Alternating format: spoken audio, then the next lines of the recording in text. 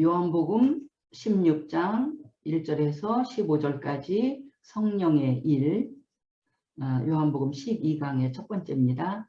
성령의 일을 먼저 공부하려고 합니다.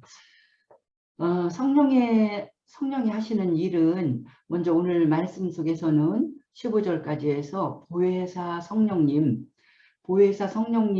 누구신가 그것을 좀 배우고, 두 번째로는 성령의 일, 성령께서 무슨 일을 하시는가 그것을 배우는 것이 두 번째 주제입니다.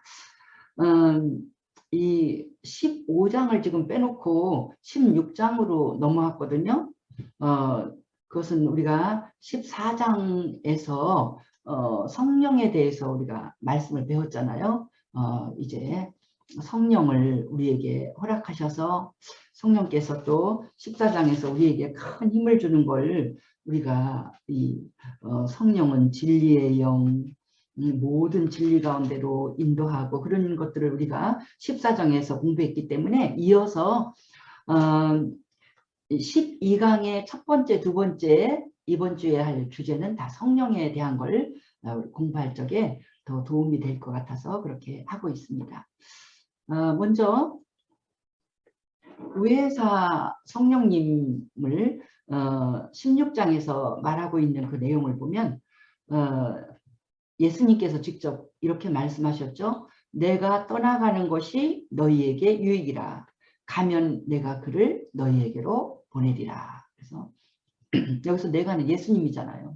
예수님께서 내가 떠나가는 것이, 예수님이 십자가의 고난을 당하고 죽으시는 것이 우리 모든 성도들에게 유익이 된다는 거예요. 왜냐하면 예수님이 그렇게 떠나서 이 부활 승천하실 때, 그때 예수님이 이 땅을 떠나갈 때, 그때 비로소 이제 성령을 예수님이 우리 인생들에게 보낼 수 있는 길이 열리기 때문에 그렇게 유익이라고 말씀하셨잖아요.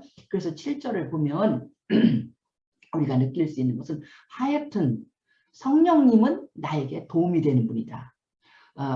어떤 면에서 보면 이 예수님이 하신 일에 못지않게 성령님은 우리 믿는 성도들에게 큰 도움을 주는 유익한 그런 분인 거. 그래서 오히려 더 너희들이 기뻐하라고, 기쁘고 좋은 일, 예수님이 준비하신 일이고 하나님이 준비하신 일이니까 얼마나 기쁘고 좋은 일입니까? 그것을 우리에게 말씀해 주고 있죠.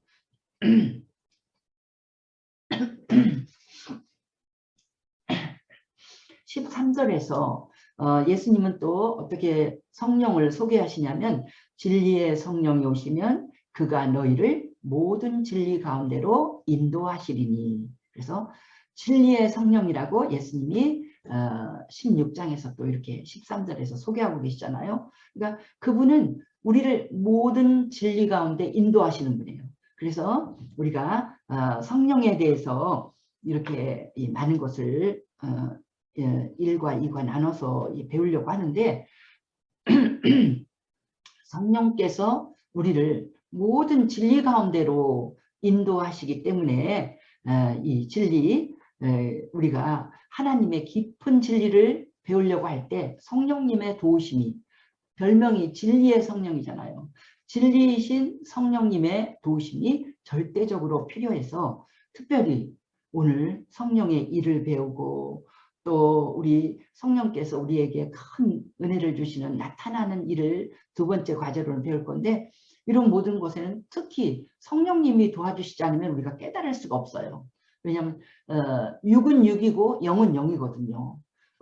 우리가 육으로 태어났는데 영적으로 태어나려면 성령님이 도와주시고 성경 말씀이 깨달아지고 왠지 예수님이 믿어지고 다 성령께서 역사하셔야 되는 일입니다. 그러니까 더 정말 나와 너, 모두 믿는 모두에게 성령님이 역사하시고 이 시간 특별히 우리 성령님께서 역사해 주시기를 간절히 기도합니다. 성령님 이 자리에 임재하셔서 우리 공부하는 사람들이 다 깨닫게 해주시고 우리 성령님이 얼마나 소중하고 귀한 분인가 깨닫게 해주시고 성령님 환영하고 모셔드리니까 우리 공부하는 이 자리에 오셔서 그 모든 하나님의 진리 성령님이 우리에게 유익한 그 모든 진리 잘 깨닫게 도와주시옵소서. 정말 기도하는 마음으로 지금 우리가 이 공부를 하고 있는 것입니다.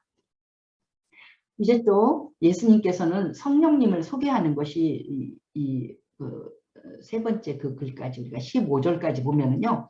아버지께 있는 것은 다 내 것이라 그랬어요. 그러니까 아버지하고 예수님이 같잖아요. 근데 그가 내 것을 가지고 너희에게 알리시리라 그랬어요. 그는 성령님이에요. 그러니까 아버지도 나오고 예수님 내 것이라고 하는 예수님도 나오고 그 성령님도 나왔는데 성령님도 내 것, 예수님의 것을 예수님의 가지신 것을 다 가지고 우리에게 알려주신다는 거예요. 이 15절에 예수님의 이 가르침은 뭘까요? 아버지 하나님과 예수님과 성령님은 하나라는 거죠. 다 생각도 같으시고 같은 목적으로 일하시고 같은 분이라는 것. 우리가 이건 여러 번 말하는 그런 진리인데 우리 예수님의 소개 이제 이 17절 아니 7절, 13절, 15절의 이 말씀은 성령을 소개하는 말씀입니다. 우리 예수님이 성령을 소개하는 말씀이죠. 이제 우리는 이렇게 소개한 성령이 드디어 오신 부분을 또 우리가 요한복음은 예수님이 돌아가시기 전에 지금 이걸 가르치신 건데 돌아가시기 전에 앞으로 성령이 이렇게 너희에게 와서 다 너희를 진리로 인도해 줄 것이다. 내가 지금 다 말해도 너희가 이해 못한다. 성령께서 너희를 다 이해하게 해주실 것이다. 이렇게 말씀하시는 걸 보면은 우리가 성령이 오셨을 때는 어땠을까? 예수님이 말씀하시고 성령이 오셨거든요. 그 오신 것에 대한 기록이 사도행전에 나와 있기 때문에 그것도 우리가 조금 읽어보고 이 성령에 대해서 공부할 때는 성령이 오셔서 실제로 교회에서 역사하는 것도 우리가 또 읽고 은혜를 받고 그래야지 전체적으로 우리가 어떤 그림이 그려지고 깨닫게 되겠죠. 오신 성령님에 대해서는 사도행전 2장 1절에서 4절 과 사도행전 2장 32, 33절에 있는 데서 오신 성령님을 우리가 보게 됩니다. 사도행전 2장 1절에서 4절에 보면 성령이 처음 성령이 오순절 날에 임하신 것을 기록을 해놨잖아요. 오순절 날이 이미 이름에 그들이 다 성령의 충만함을 받고 이제 방언으로 말하게 되는 것을 이제 사도행전 2장 1절에서 4절까지 기록을 해놨어요. 그러면 이 사도행전 2장의 이 기록은 그들이 처음 오순절날 성령을 받은 그 때는 어느 때냐면 우리 예수님께서 이제 돌아가시고 나서 3일 만에 부활하셔서 40일 동안 보여주셨잖아요. 40일 동안 사람들에게 특히 제자들에게 보여주시고 예수님이 40일 만에 승천하셨어요. 승천하시면서 하시는 말씀이 사도행전 1장에서 예루살렘을 떠나지 말고 약속한 것을 기다려라. 그 약속한 게 뭐냐면 성령님이거든요. 성령을 보내줄 테니까 너희들이 기다려라. 그러니까 제자들이 간절히 마가 다락방에서 기도를 했다는 거예요. 마가 다락방에서 기도를 했는데 오순절날 성령이 임했다. 그래서 기도한 날을 열흘로 우리가 생각하는 거죠. 40일 동안 보여주신 주님은 예수님은 승천하시고 이제 제자들은 열흘 동안 간절히 기도를 했는데 간절히 기도를 했더니 그 기도 가운데서 이제 약속하신 성령을 보내줬더니 그들이 조금 더 막 불의 혀같이 갈라지는 게 제자들의 머리 위에 있고 120명이나 지금 기도를 하고 있는데 제자들의 머리 위에 불꽃 같은 것이 있더니 그들이 전부 다 성령의 충만함을 받아서 방언으로 막 말을 하는 거예요. 방언으로 막 갑자기 막 혀가 꼬부라져서 방언으로 기도하는 그런 놀라운 일이 벌어진 것입니다. 그리고 그 다음에 있는 사도행전 2장 32절, 33절 그 내용은 뭐냐면 이렇게 이 마가 다락방에서 막 성령의 역사가 강하게 일어나서 간절히 기도하던 그들이 다 방언을 말하니까 막 왁자지껄했어요.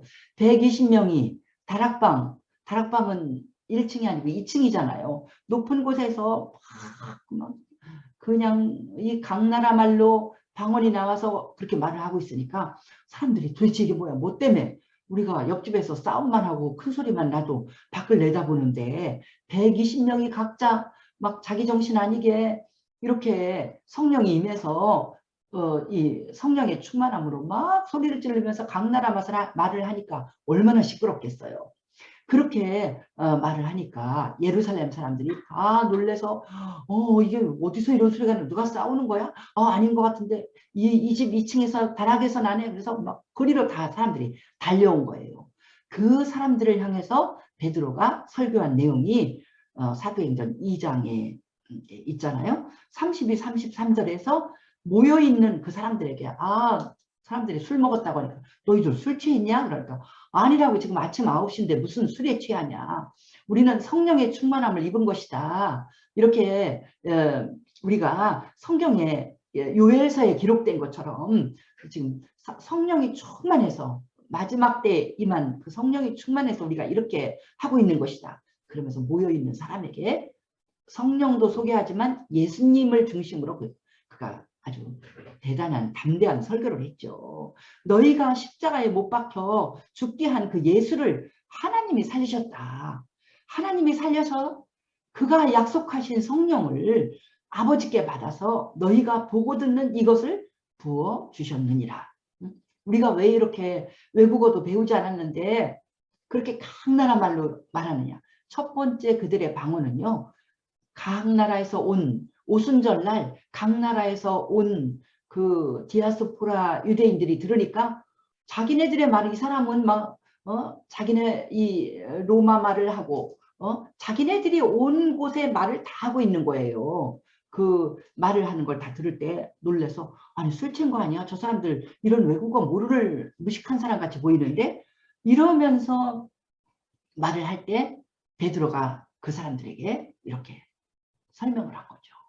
우리가 언어를 배워서 하는 것도 아니고 예수님이 성령을 보내신다고 약속하셨는데 약속한 성령을 우리가 기다려서 지금 열흘 동안 우리가 지금 이렇게 기도에 전념하고 있었는데 그 성령이 임한 거다. 성령이 임하니까 우리가 배우지도 않은 말을 이렇게 외국어를 하는 것이다. 그래서 이 예수님이 약속하신 성령을 하나님 아버지께 받아서 너희가 보고 듣는 이 외국어를 말하게 된 이 능력이 성령이 우리에게 임해서 일이 생긴 것이다. 이렇게 예수님이 말씀하시니까 이 모인 사람들이 전부 다 회개하고 어찌할까 회개하면서 이제 우리도 그 성령을 받겠다고 이제 베드로가 그랬죠. 너희가 회개하고 예수님의 이름으로 세례를 받고 이렇게 회개하고 돌아오면 성령을 선물로 받을 것이다. 이런 귀한 말씀을 주시는 내용이 사도행전 2장이잖아요.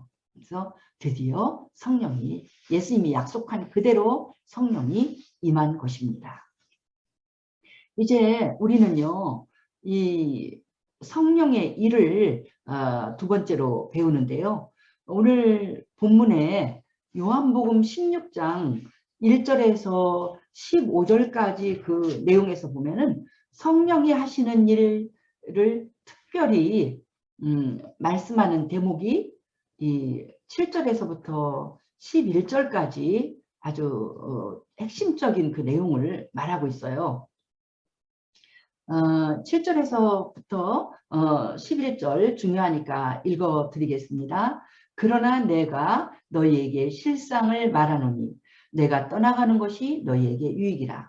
내가 떠나가지 아니하면 보혜사가 너희에게로 오시지 아니할 것이요 가면 내가 그를 너희에게로 보내리니 그가 와서 죄에 대하여 의에 대하여 심판에 대하여 세상을 책망하시리라.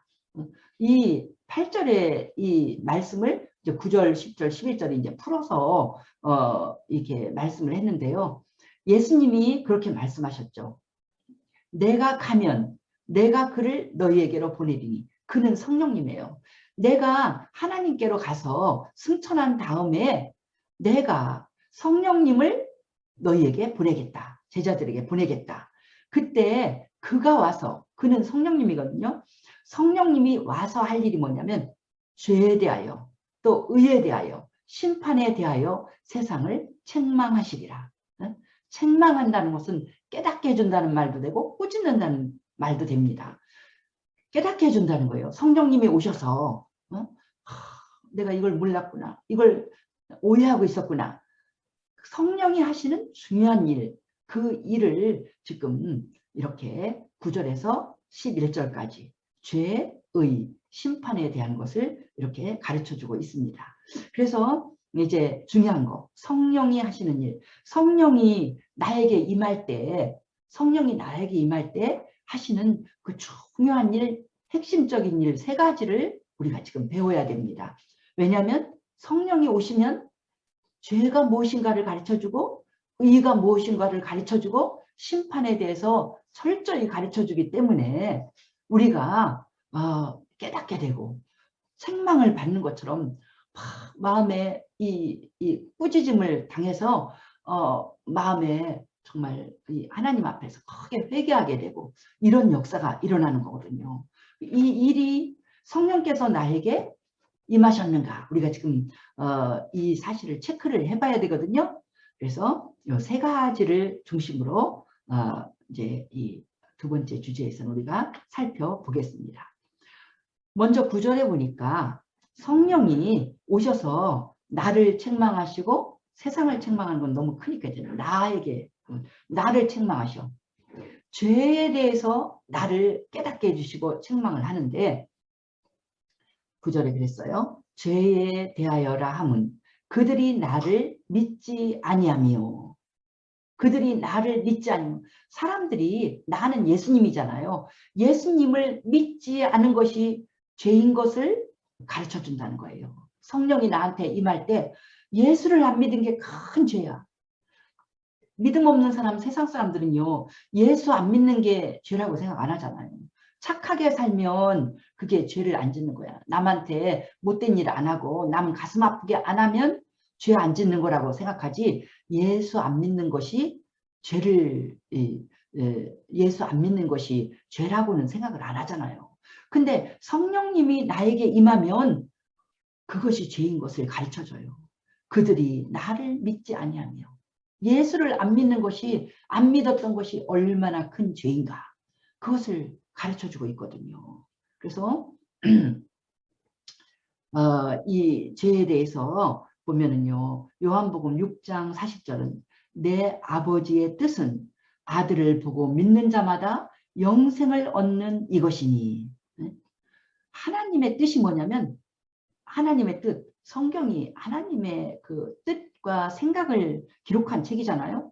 그 모든 내용에 성경의 주제가 예수님이에요. 예수님인데 특별히 뭐냐면 이 예수, 내 아들 예수를 믿어라. 이 예수를 믿을 때 너희들의 모든 죄를 내가 용서해 주고 너희에게 영생을 주고 천국을 주겠다. 이 하나님의 큰 약속이 기록된 책이거든요. 그런데 이걸, 예수를 믿는다는 게 이게 쉬운 일이 아니에요. 성령이 역사하시지 않으면 못 믿어. 그래서 사람들이 보통 예수 믿고 나서 하는 말이, 기적 중에 기적은 내가 예수를 믿는 것이다. 이거야말로 보통 일이 아닌 것입니다. 성령이 역사하시지 않으면 이런 예수를 믿는 일이 우리에게 벌어질 수가 없어요. 그러니까 지금 우리 같이 이렇게 말씀을 읽고 공부하는 사람 가운데서 나 예수 믿어, 내가 예수를 믿어, 이런 확신 있게 이렇게 말할 수 있는 사람, 내 속에 예수를 믿는 믿음이 생겼어. 대단히 축하할 일입니다. 대단한 일입니다. 세상에서 제일 큰 기적, 예수를 믿는, 그래서 이 예수를 안 믿는 것이 큰 죄라는 것을 깨달았다는 것. 그건 뭐냐면 성령이 사랑하는 여러분 속에 임하셨다는 것입니다. 그러니까 이게 얼마나 놀라운 은혜입니까? 그래서 이걸 생각하는데, 나도 이게 처음 내가 예수를 믿게 될 때, 믿게 될 때, 그때 마가복음 5장을 공부하고 있었는데요.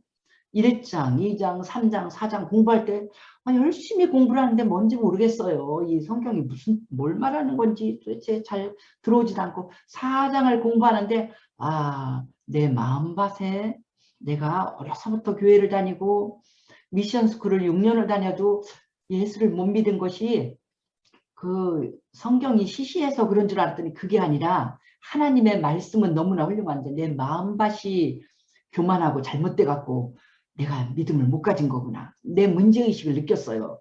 마가복음 4장을 공부할 때. 또 5장을 공부하는데 이제 거기서부터 이제 4장에서 내 마음이 조금 이제 흔들리고 성령께서 나를 이제 이게 만지기 시작하셨던 것 같아요. 5장을 공부하는데 갑자기 그 마귀 귀신 들린 사람이 예수님 앞에 와서 지극히 높으신 하나님의 아들 예수여 나와 당신과 무슨 상관이 있나이까 뭐 이렇게 말하는 걸 묵상하는데도 막 깨달아지고 나는 예수님하고 예수가 뭐야 나 예수 없어도 나 너무 잘 살아 상관없이 사는 게 그게 내가 하는 말이 아니고 내가 마귀에게 씌어서 내가 하나님하고 완전 관계없이 살아서 그게 내가 하는 말이 아니구나. 그리고 내 이름이 무엇이냐 물을 때 네가 어떤 존재냐 물을 때 나는 내가 누군지 알지도 못하고 살았구나. 그걸 막 깨닫게 되는 거예요. 그래서 나도 모르게 눈물이 흐르는 거예요. 눈물이 흘려서 내가 정말 하나님한테 정말 잘못했구나. 여태까지는 그런 생각 한 번도 안 했거든요. 근데 갑자기 하나님 앞에 내가 죄를 지었다는 생각이 드는 거예요. 하나님이 나를 만드시고 나를 이 땅에 내 생명을 내보내시고 내가 죽을 때도 하나님이 너 그만 와라 하면 내 생명이 끝나는 그런 놀라우신 하나님인데 내가 하나님을 뭐 나하고 상관없는 분처럼 내가 무시하고 그렇게 사는 것이 막 갑자기 막 회개가 되고 눈물이 흐르면서 하나님 잘못했어요. 잘못했어요. 내가 보이는 사람들한테는 다 내 노릇을 하려고 선생님한테 잘 보이려고 하고 부모님한테 좋은 딸 되려고 하고 친구들한테 좋은 친구 되려고 하고 다 했는데 내가 하나님을 너무나 많이 무시하고 살았던 것이 갑자기 막 그렇게 회개가 되고 하나님 잘못했습니다. 하나님 잘못했습니다. 내가 정말 건방지게 살았습니다. 이렇게 회개가 되는 거예요.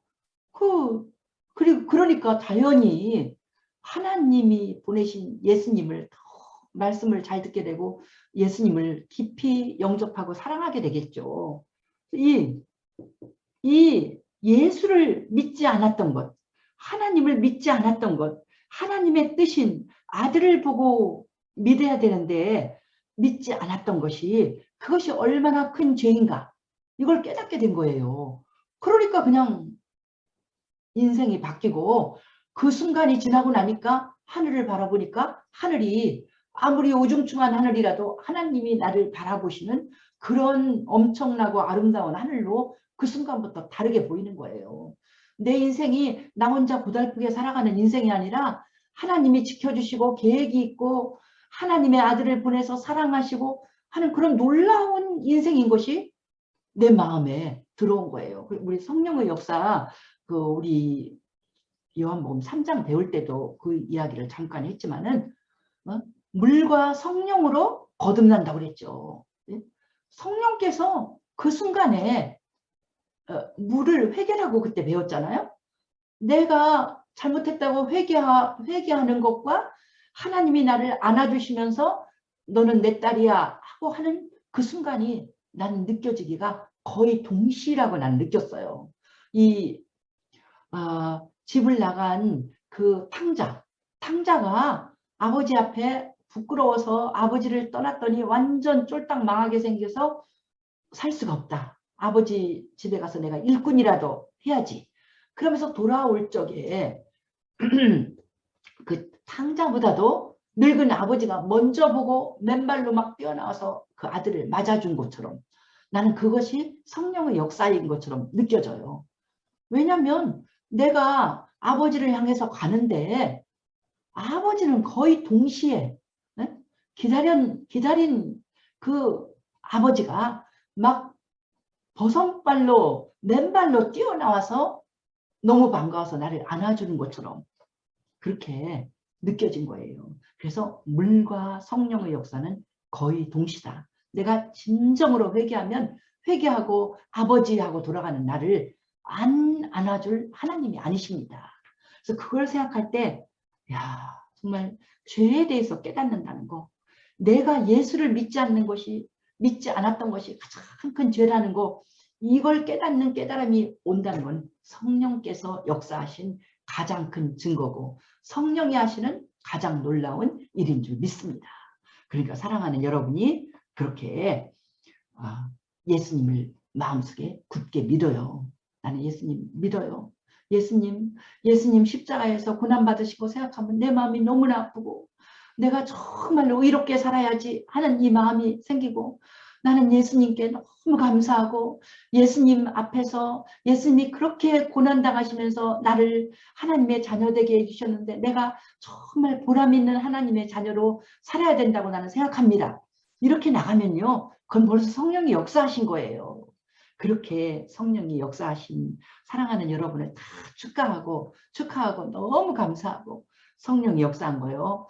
정말 그것이 최고의 보물과 같은 일이거든요. 그거를 하나님 앞에 감사드립니다. 여기 보세요. 히브리서 9장 12절에서는 오직 자기의 피로 영원한 속죄를 이루사 그랬어요. 오직 자기의 피로, 이 자기의 피가 예수님의 피거든요. 십자가에서 흘린 예수님의 피는요. 영원한 속죄를 하는 그 보혈입니다. 그 예수님이 피 흘리기 전에는 짐승들이 피를 흘렸죠.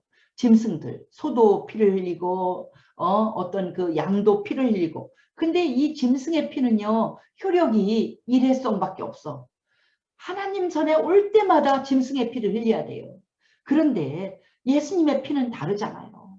하나님의 피잖아요. 하나님의 아들의 사랑하는 아들의 피잖아요. 그 피가 어떻게 짐승의 피하고 가치가 같습니까? 동물의 피하고 사람의 피도 가치가 다른데 하물며 하나님의 아들의 피는 얼마나 가치가 있을까요? 하나님의 아들의 피가 내 죄를 위해서 다 흘려졌기 때문에 그것은 영원한 속죄가 된다는 거죠. 내 모든 죄를 완전히 씻어주는 그 놀라운 피, 보혈의 능력입니다. 그래서 이것을 믿지 않는 사람은 여전히 죄에 있고 이 예수님의 보혈이 나를 위해서 흘려진 보혈이다.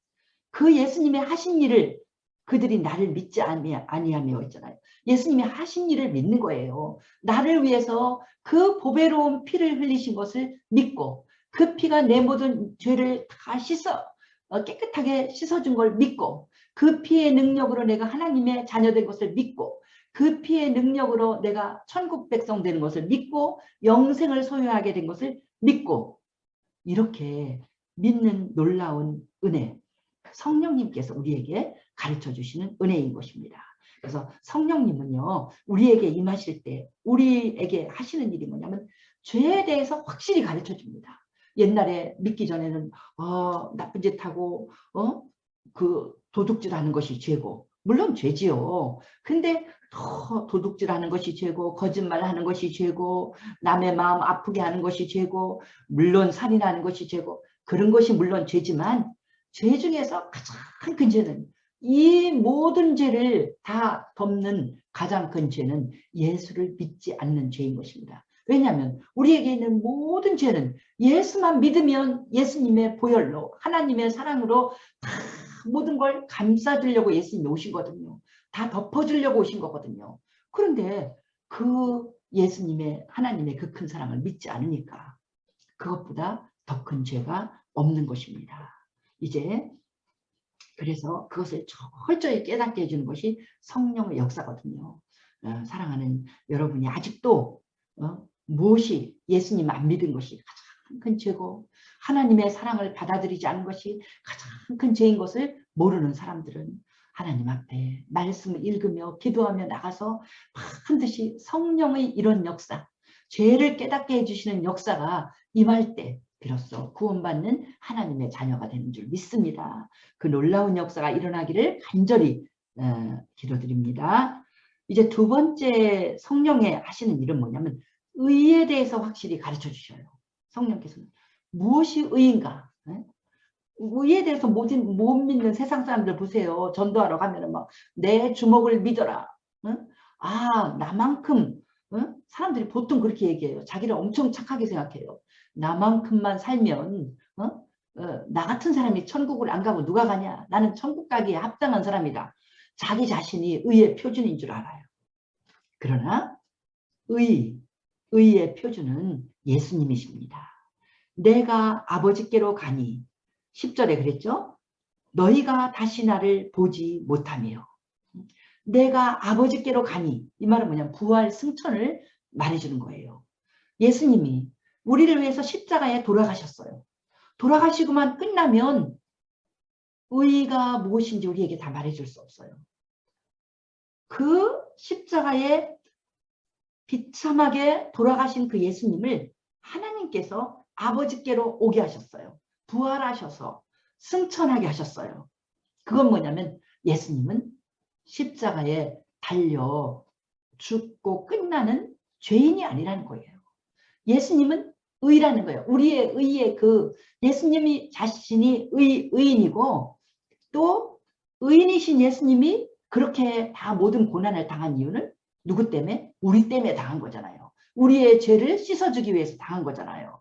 그래서 예수님이 당한 그 십자가의 고난이 예수님의 불의함 때문에 당한 것이 아니라 내 불의함 때문에 당하고 그 십자가에 돌아가신 예수님을 부활 승천, 아버지께로 갔다는 건 부활 승천을 말하는데 부활 승천에서 우리가 다시는 예수님을 이 땅에서 볼 수 없게 된 것은 뭘 말해주냐면 예수님만이 온전한 의라는 것. 예수님은 완전한 의인이었다는 것을 보여주는 거죠. 그분은 조금 더 흠이 없는 우리하고 똑같은 어떤 이 유혹을 받고 이 땅에서 살으셨지만 어떤 마귀가 유혹을 해도 예수님은 다 말씀으로 물리쳤잖아요. 그분은 죄가 없으신 온전하신 의로우신 그분이잖아요. 그래서 우리가 의인은 이제 의에 대해서 우리가 배울 때 뭐냐면 예수를 믿기 전에는 내가 의의 표준이야. 그래서 나만큼만 살아라 이런 식으로 말하는데 예수를 믿고 난부터는 우리는 이제 딱 그 말이 없어져요. 나의 모든 의는 예수님이야. 나에게 의를 덧입혀준 분도 예수님이고 온전하신 모든 표준이 예수님이야. 그러니까 이 의가 이제 예수님이고 나는 내세우지를 못해요. 나는 부끄러워서 얼굴을 못 들어요. 예수님의 십자가 아래서 나는 얼굴을 들지 못하고 항상 나는 무슨 일을 하든지 예수님만 바라봐. 예수님을 바라보면서 예수님이 어떻게 사셨는가? 어떻게 사는 것이 의인의 삶인가? 예수님을 바라보고 나가는 그것을 성령께서 가르쳐 준다는 거예요. 의가 무엇인가를 성령께서 가르쳐 주신다는 거죠. 우리 창세기 15장 6절. 창세기는 성경에서 첫 번째 책이잖아요. 이 예수님 오시기 정말 몇 천 년 전에 이 사람을 아브라함으로 보고 있는데 이 아브라함에게 말씀하실 때 벌써 하나님께서 이렇게 그 믿음을 의로 여긴다는 이 말씀을 주신 거예요. 창세기 15장 6절에 보면 아브라함이 여호와를 믿으니 여호와께서 이를 그의 의로 여기시고 했어요. 아브라함이 여호와를 믿으니 아브라함이 믿을 수 없는 가운데 여호와를 믿었거든요. 이 15장의 배경은 하나님이 아브라함에게 75세의 아브라함이 신앙생활을 출발할 때 하나님이 약속했거든요. 너에게 큰 민족을 이루게 해주겠다. 그랬는데 큰 민족은커녕 예수 믿고 10년이 지나도 우리 하나님께서 이제 아브라함에게 아기를 주시지 않아요. 아기를 주지 않으니까 이제 아브라함이 이렇게 86세의 그 아브라함이 그 첩을 통해서 아들을 낳았으니까 이때는 한 5, 6년쯤 지났는지도 몰라요. 예수 믿고 5년, 6년이나 그냥 기도하면서 그 아들을 주시옵소서, 주신다는 아들을 주시옵소서, 안 주시오. 그래서 아브라함 믿음이 다 바닥을 쳤어요. 그래서 뭐 이제는 우리 집에서 있는 종이나 아들을 삼아야겠네요. 그랬더니 하나님이 하늘에 있는 많은 별들을 보여주시면서 믿으라고 하시는 거예요. 내 자손이 이 별들 같이 많아질 것이라고. 근데 아브라함이 그걸 믿었어요. 믿었더니 하나님께서 네가 나를 믿으니 너를 의인으로 보겠다. 이 말씀을 하신 거예요. 이게 너무나 소중해서요. 사도 바울이 구약에 능통한 사람이잖아요. 구약 여기를 읽을 때 이거구나. 예수를 믿을 때 의로워지는 법칙이 벌써 하나님이 창세기에서부터 말씀하셨구나. 그걸 알고 로마서 4장 3절에서 사도 바울이 이 말씀을 하고 있거든요. 성경에 이렇게 말한 것이 있지 않느냐. 예수님을 믿을 때 그것이 우리의 의가 된다는 이 말씀을 사도 바울이 하면서 로마서에서 예수님을 믿는다는 것이 바로 우리가 의로워지는 거. 그러니까 믿으면 의로워지는 거예요. 왜냐하면 하나님이 하신 말씀은 다 진리잖아요. 그러니까 우리는 다 진리를 몰라요. 하나님이 하신 말씀, 성경 말씀 무조건 믿는 거예요. 믿으면 하나님은 나를 의로 여기셔. 너 옳다고 여기셔. 왜냐하면 성경 말씀은 다 옳은 거기 때문에 옳은 그 말씀을 따라서 가면은 나는 결국 옳은 사람이 되는 거예요. 그것이 하나님의 법칙이고. 그러니까 우리가 여기에 대해서 뭐 하나님을 믿는다고 그게 의라고? 당연하죠. 하나님은 완벽하신 분이니까. 그럼 나를 믿어야 되겠어요? 불완전한 나를 믿어서 내가 어떻게 의인이 됩니까? 우리는 하나님만 믿으면 하나님은 다 우리를 100점을 주시고 의로 주시는 걸 볼 수가 있습니다. 그리고 로마서 3장 21절에서 바울이 이걸 분명히 가르치고 있죠. 이제는 율법 외에 하나님의 의가 나타났으니 율법과 선지자들에게 증거를 받은 것이라. 더 분명하게 이건 말씀해 주죠. 율법 외에, 율법은 온전하지가 못해요. 율법은 죄를 깨닫게 해줄 뿐이야. 율법 외에, 과거에는 율법이 하나님의 의처럼 보였어요. 이대로 해야 된다. 근데 그대로 못하잖아요, 우리가. 그래서 율법은 우리들의 죄인이라는 것만 보여줘. 그런데 율법 외에 하나님의 의가 나타났어요. 의가 뭐예요? 예수님을 말하는 거예요. 하나님의 의, 이 예수님을 보내주시면서 이 예수를 믿어라. 예수를 믿기만 하면 너희들이 율법을 다 못 지키는 모든 죄를 내가 다 눈 감아 주겠다. 그것이 하나님의 의가 된 거예요. 우리가 하나님 앞에 의인이 되는 게 내가 아무리 노력해도 의인 될 수 없어요. 의인은 없나니 하나도 없다 그랬어요. 이 세상에 제가 하얀 옷을 입고 좀 착해 보이나요? 아닙니다. 정말 하나님 앞에 너무나 부끄러운 저도 성질 나면은요 막 화나고요. 혼자 중얼중얼 욕하고요. 이 의인은 아무도 없습니다. 아무도 없는데 우리 하나님이 이런 우리들을 영생을 주고 천국으로 맞아주기 위해서 예수를 믿는 법칙을 주셨잖아요. 그것이 하나님의 의, 하나님이 제시한 의예요. 예수님, 이 예수를 믿으라. 근데 이 예수님은요, 율법과 선지자들에게 증거를, 율법과 선지자는 구약 성경을 말하는 거예요. 모세 오경은 보통 율법으로 말하고요. 선지자들은 선지서, 구약이 되게 다 뒷부분이 선지자들의 글이잖아요. 그러니까 구약을 말하는 거예요. 구약 전체가 하나님의 의, 예수님에 대해서 선포를 하고 있는 것이죠. 그래서 이런 정말 이 의에 대해서 근데 나의 의는 없다.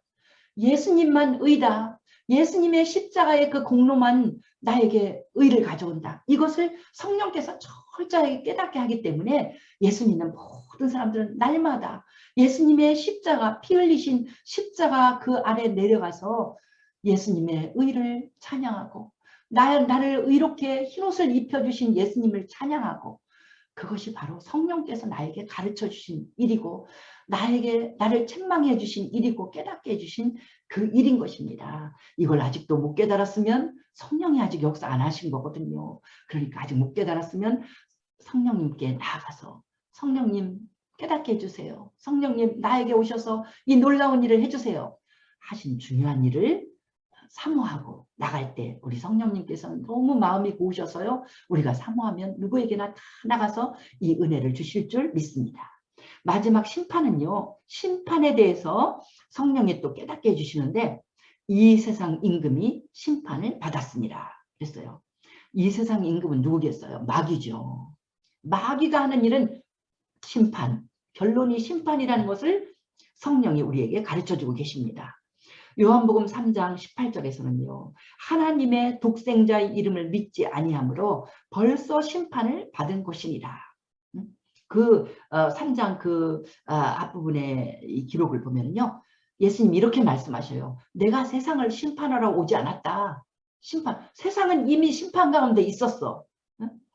그러니까 여기서 독생자의 이름을 안 믿기 때문에 심판을 받은 게 아니라 벌써 심판을 받았다는 건 뭐예요? 세상은 심판밖에 없었어요. 이미 마귀의 유혹대로 다 살기 때문에 다 죄인이 됐기 때문에 심판밖에 없는데 하나님의 아들이신 예수님이 오셔서 한 일은 뭐냐면 그 심판에서 구원해 나를 믿으면 멸망하지 않고 영생을 얻으리라 했잖아요. 구원 주시려고 오셨다는 거예요. 예수님은. 그리고 3장 19절에서는 이랬어요. 그 정죄는 이것이니 곧 빛이 세상에 왔으되 사람들이 자기 행위가 악함으로 빛보다 어둠을 더 사랑한 것이니라. 빛 대신 예수님이 세상에 왔는데 사람들은요. 악한 행위를 오히려 사랑해. 마귀의 음성을 오히려 좋아해. 그래서 그걸 더 사랑해갖고 그들이 심판을 받게 됐다는 거예요. 이것을 말씀하는 성경 기절이 너무 많아서 제가 여기다 다 기록을 못하는 거예요. 우리 요한 1서에 공부할 때도 그러잖아요. 세상에 있는 모든 것은 이 육신의 정욕과 안목의 정욕과 이생의 자랑인데 이것들이 다 하나님께로부터 온 게 아니라 세상에서부터 왔어요. 그건 뭐냐면 마귀의 유혹으로부터 왔다는 거예요. 세상 사람들이 다 사는 게 그러잖아요. 뭐 내 몸 어떻게 하면 편할까? 어떻게 하면 내가 맛있는 거 먹고 막 내 몸을 편하게 살까? 이 편하게 살려고 또 젊어서 열심히 일한다는 거잖아요. 그리고 안목에 좀 어떻게 하면 내가 참 눈에 보기 좋은 멋진 외제차도 타고 다니고 이런 세상적인 그 즐기려고 하는 그 모든 것 그리고 이생에 사람들에게 막 자랑하고 싶고 자랑하는 걸 많이 만들어준 이런 게 뭐냐면 그 동기가 마귀가 우리를 유혹하면서 그렇게 세상적인 사람으로 나를 만들어. 그러면 사람들이 보통 그냥 전부 다 그 목표가 그러잖아요. 돈 많이 벌어야지, 뭘 싸놔야지, 욕심껏 어떻게 해야지. 근데 그 결론이 뭐냐면 그게 심판이라는 거죠. 그런 모든 결론은 심판. 그래서 심판에 대해서 이 세상 임금이 심판을 받았습니다. 성령이 우리 가운데 역사할 때 우리가 깨닫는 것은 뭐냐면은 마귀의 유혹을 따라갔다가는 심판밖에 없다. 두려움을 느끼게 해줘요. 성령께서는 내 마음에 와서 하나님 말씀은 이 길을 말씀하시는데 내 꾀로 생각할 때 이쪽 길이 더 좋을 것 같아. 그 길로 가려고 생각하면요. 성령이 우리 가운데 깨달음을 주세요. 야 스톱 잠깐 멈춰. 그 길은 심판이야. 그 길은 심판. 그러니까 사람들이 예수를 믿고 나면은요. 달라져요. 막 사치하던 사람이 뭐 그거 뭐 사치 별거 그냥 깨끗하게 옷만 입으면 돼. 이게 뭐냐면 그렇게 사치하고 내 육신의 쾌락을 위해서 자랑을 위해서 사는 삶의 결론이 그거는 심판이라고 생각하기 때문에 그걸 성령이 가르쳐 주시기 때문에 그래서 우리가 현명해지는 거죠. 성령께서 그 길은 심판의 길이다. 이걸 가르쳐주고 성령께서 이 길은 너 복된 길이다. 이 길은 의로운 길이다. 그런 것을 성령께서 가르쳐 주시기 때문에 우리가 올바로 나가는 것을 볼 수가 있습니다. 오늘 성령의 일에 대해서 이 배운 것 우리가 간직하고 성령 안에서 승리하기를 바랍니다. 기도드리겠습니다. 할렐루야. 우리 주님께 영광을 돌립니다. 귀하신 주님 감사합니다. 성령을 우리 가운데 허락하셔서 성령이 우리 가운데 임재할 때 죄를 깨닫게 해주시고 의를 깨닫게 해주시고 또 성령께서 무엇이 심판인지 마귀를 따라가는 일은 다 심판이고 영원히 멸망받을 길인 것을 확실히 깨닫게 해줘서 우리로 하여금 올바른 생명의 길을 걷게 하시니 감사합니다. 주님, 귀하신 성령께서 사랑하는 자들에게 다 충만히 임해서 이 모든 것을 확실히 깨닫고 늘 승리하는 길로 걸어가게 도와주시옵소서. 우리 주께 감사드리며 예수님 이름으로 기도하옵나이다. 아멘.